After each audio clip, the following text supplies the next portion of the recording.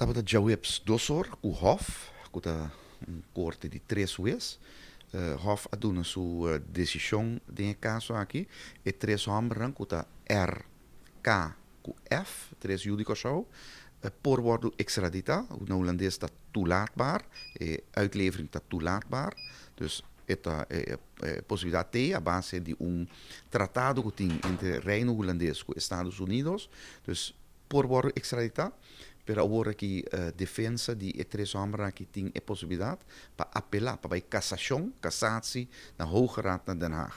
Dus ons temos agora 12 man, waar se a petição para ir cassação está bem sim ou não. Se não bem, eu irei extradição por todo lugar mesora. Se bem petição para ir cassação, para apelar a decisão, eu irei extradição lo que da aguantar de ordem stende de cassação na Holanda. Sai che un caso mi chiede lo lavoro proprio di trafficazione di basta droga luta cu asina mercata si sollicitu o sta un caso non grande. Para merca um caso grande de traficação de droga com a um lugar entre merca com Sint Maarten, com 3 pessoas aqui segundo merca está suspeitoso.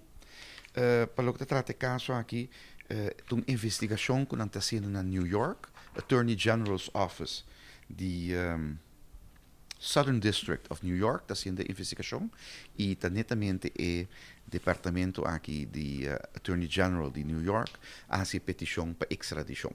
E te sei o que está passando, um caso de traficação de droga.